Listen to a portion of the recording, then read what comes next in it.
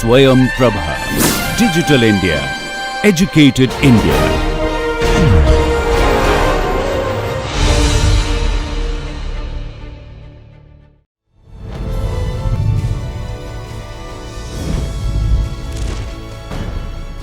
Yoga Karmasu Kaushalam.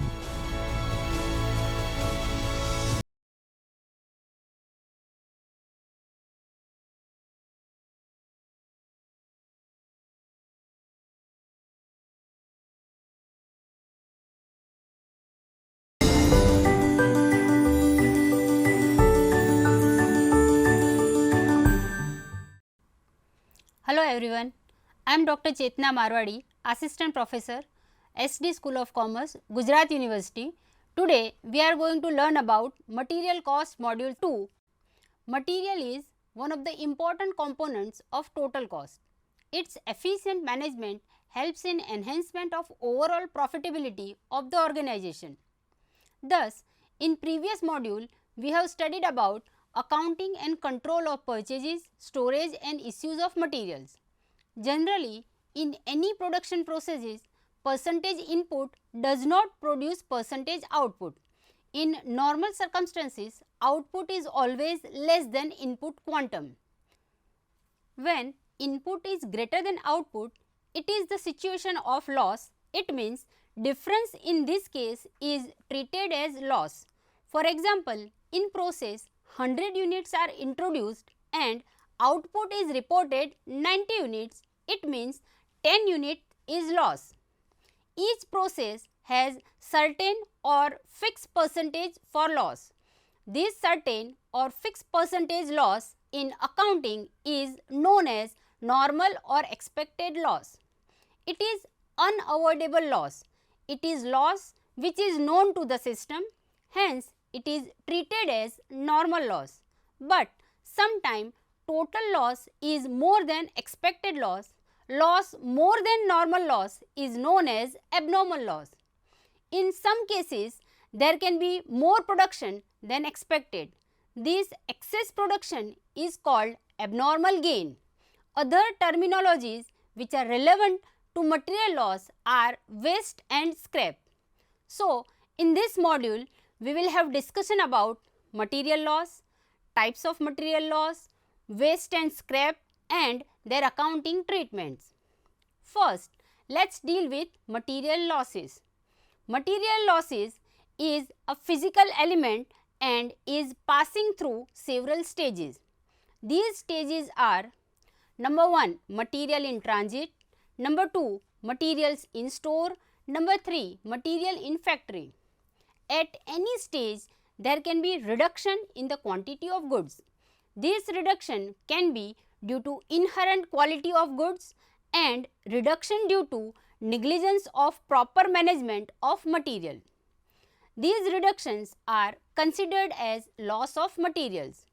Such losses or reduction are mainly classified into two categories, that is normal loss and abnormal loss. Now let's discuss normal loss. Normal loss is that loss which is necessarily to be incurred and thus is unavoidable. For example, loss by evaporation in case of liquid material, loss due to breaking the bulk, say when the materials are purchased in large quantity for production in small lots, loss due to loading and unloading of materials. Normal losses of materials cannot be completely eliminated but may be controlled to a limited extent. Now let's discuss accounting treatment of normal loss. As explained, this is predetermined loss which is based on nature of raw material or nature of production processes. This loss is unavoidable. This cannot be prevented.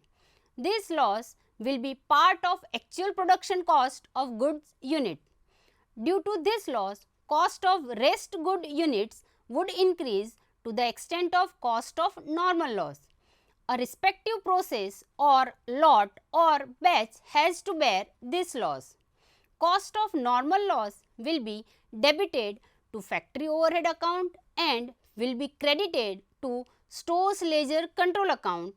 journal entry for normal loss of material is factory overhead account debit to stores ledger control account.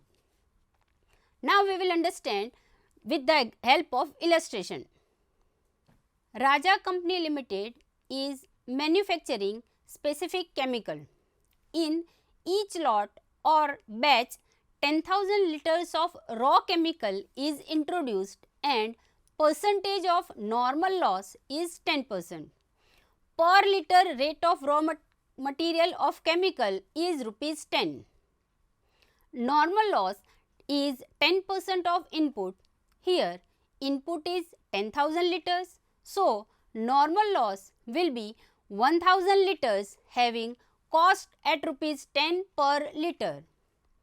Cost of normal loss will be 1000 liters into rupees 10, that is 10,000 rupees. Factory overhead account debit rupees 10,000 to stores ledger control account credit 10,000 will be our journal entry. Due to this accounting effect, cost of production will increase by rupees 10,000, or we can say differently that material cost will be increased and finally cost of production will also increase. Material cost is rupees 1 lakh, that is 10,000 liters into rate per liter is rupees 10. But in case of normal loss, cost of 10,000 liters will be for 9,000 liters only. So rupees 10,000 divided by 9,000 liters will give us rupees 11.11 instead of rupees 10 for 1 liter. In brief, due to normal loss, cost of production of respective product, lot or batch would increase. It can be concluded that higher the quantum of normal loss, higher the cost of production. Let's see the tabular presentation of normal loss and its cost. Input of raw material given is 10,000 liters at rupees 10. So our total cost will be rupees 1 lakh and liters are 10,000 liters. From that we will deduct normal loss of 10%, that is 10,000 into 10%, which will give us 1000 units. Therefore, our cost of good remaining liters will be rupees 1 lakh, whereas our liters will be 1000 units, and therefore giving cost per unit of 11.11. Due to this loss, cost of rest good units would increase to the extent of cost of normal loss units. Now let's discuss abnormal loss. Abnormal loss is that loss which arises due to inefficiency in operations or due to accidental reasons, for example, theft or pilferages, breakage, fire, accident, flood, etc., use of inaccurate weighing instrument, improving storage of material, earthquake, etc. Let's understand abnormal loss with the help of example. X Company Limited is producing product Y. The percentage of normal loss are 10%. In every lot, company produces 1000 units of material. What will be your explanation? Number 1, when production is 900 units. Number 2, when production is 850 units. And number 3, when the production is 920 units. Let's understand this question. When production is 900 units, our input is 1000 units. Normal loss given is 10%. So we will deduct 100 units. So expected production, that is our output, will be 900 units. But our actual production given in example is also 900 units. Therefore, expected production output and actual production output is equal. Thus, it is that situation where there is neither abnormal loss nor abnormal gain. Second situation, when production is 850 units. It is given that units introduced, that is our input, is 1000 units.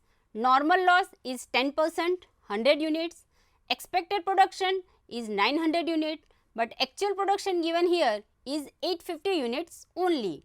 Therefore, abnormal loss, that is expected production output is more than actual production, thus it is abnormal loss. Here abnormal loss is extra loss of 50 units. Third situation, when production is 920 unit, our input is 1000 unit, normal loss 10%, that is 100 unit, expected production is 900 unit and actual production here given is 920 units, giving difference of 20 units. Here it is the situation of abnormal gain as expected production is less than the actual production, thus it is abnormal gain. Now let us discuss about accounting treatment of abnormal loss.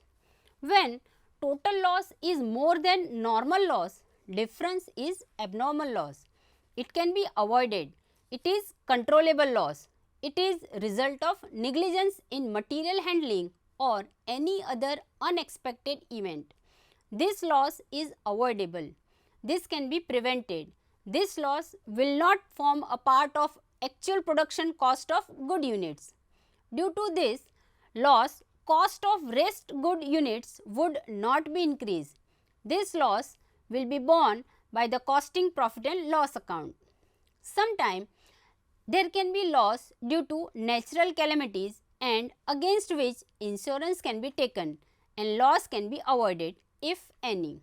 In absence of insurance, such loss is to be transferred to costing profit and loss account.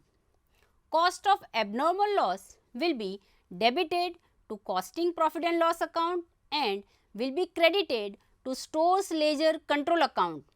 Journal entry for abnormal loss is costing profit and loss account debit to stores ledger control account.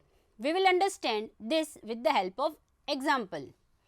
Raja Company Limited is producing specific chemical. In each lot or batch, 10,000 liters of raw chemical is introduced and percentage of normal loss is 10%. Per liter rate of raw material chemical is rupees 10. Actual production is of 8,500 liters. Normal loss 10% of input. Here input is 10,000 liters. So normal loss will be 1,000 liters having cost rupees 10 per liter. So production should be 9,000 liters, but unfortunately production is 8,500 liters only. Thus abnormal loss is 500 liters. Cost of abnormal loss will be rupees 1 lakh divided by 9,000 liters multiply with 500 liters, which will give us rupees 5,555. 9,000 liters after deduction of normal loss, costing profit and loss account debit 5,555 to stores ledger control account 5,555. This will be our journal entry for abnormal loss. Due to this accounting effect, cost of production will not be affected because it will be transferred to costing profit and loss account, or cost of abnormal loss is equal to total cost of materials divided by total number of units after deduction of normal loss if any multiply with units of abnormal loss. Cost of abnormal loss is equal to rupees 1 lakh divided by 9,000 into rupees 500, which will give us rupees 5,550. In brief, cost of abnormal loss would not affect cost of production of respective product, lot or batch. It can be concluded that actual total production cost is not affected by abnormal loss. Let us see the presentation of this abnormal loss and its cost in the form of table. Input given here is 10,000 liters at rupees 10. So, its cost will be rupees 1 lakh and liters are 10,000. Therefore, cost per liter is rupees 10 less normal loss 10%, that is 10,000 into 10%, which will give us 1,000 liters. So, cost of good liters is rupees 1 lakh. Liters will be 9,000 and cost per unit 11.11. Due to this loss, cost of rest good liters would increase to the extent of cost of normal loss liters, that is 1000 units. This loss is bare by process, batch or lot itself. Now abnormal loss is 5555 rupees and our liters are 500 liters, which will give us cost per unit as 11.11 and actual production will be 94,445, liters will be 8,500 liters, cost per unit is 11.11. Per liter cost of good production and abnormal production is always same. Profitability of respective product, batch or lot is not affected at all in case of abnormal loss. There are three important functions of material management. Number 1, material acquisition. Number 2, material storage. And number 3, material issue price. For production, material is issued by storage section to the production section. To meet material requirements of the production section at specific interval, material is purchased by purchase section. But purchase price and the quantum does not remain identical in each purchase. These different purchase prices and quantities are creating some issues related to material issue price, which is to be charged to lot of respective production process. To resolve this, in accounting, separate material issue technique are developed. These techniques are first in first out method, last in first out method, simple average price method, weightage average price method, replacement price method, standard price method and base stock price method. In this module, these material issue methods we will discuss with their theory and practical problems. Let's discuss control of material losses. The following steps may be taken to control losses of materials. Number 1, proper storage conditions should be provided, particularly in case of perishable material. Number 2, the storerooms should be well guarded and protected to avoid the risk of theft, fire, etc. Number 3, in order to reduce losses due to obsolescence, materials should be issued on first in first out basis. Number 4, accuracy of weighing instrument should be periodically checked. Number 5, a systematic procedure should be developed regarding movement of materials from one place to another place and no authorized movement of material should be permitted. Number 6, specialized material handling equipment should be employed so as to minimize losses in material handling. Now, let us understand other two terms which are associated with material loss, waste and scrap. Let us understand first waste. Waste represents that portion of basic raw materials which is either lost or which evaporates or shrinks during a manufacturing process and which has no recoverable value. It may be visible, for example, residue of basic raw material, or invisible, for example, disappearance of basic raw material through evaporation, smoke, etc. Let us understand treatment of waste. Number 1, in case of normal loss, this is the loss arising out of causes inherent in the process. It is treated as part of the cost of production. In other words, the cost of such waste is borne by balance of materials. Number 2, in case of abnormal loss, this loss is arising out of causes not inherent in the process, for example, defective goods. It is charged to costing P&L account.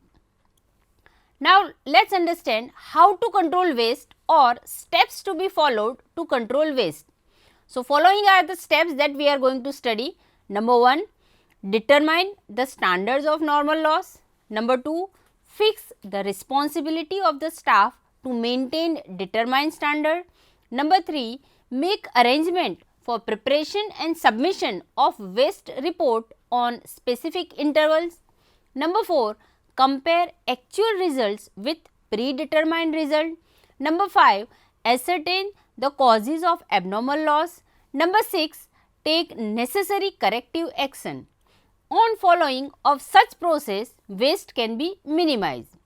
Let's understand format of waste report. Waste report of ABC Limited is given, wherein we will write down department name, cost center, number and date of preparation of waste report. This report will cover process number or job, normal waste in percentage in quantity, actual waste in percentage and quantity, abnormal waste in percentage and quantity, and for each job or process if any remarks, then also we are going to record that, and this report is to be entered by authorized person, it is to be signed by the inspector, and it is to be considered for action by the person authorized to take steps. This format provides information to take managerial decision to minimize waste. Let's understand meaning of scrap. It is incidental material residue from certain types of manufacturing process, usually of small amount and low value, recoverable without further processing. It is always visible. For example, scrap of metals on account of turnings, borings, trimmings, etc. Let's understand treatment of waste. Number 1. Where the value of scrap is negligible, net sale proceeds of scrap is credited to costing profit and loss account. Number 2. Where the value of scrap is significant, in that number 1.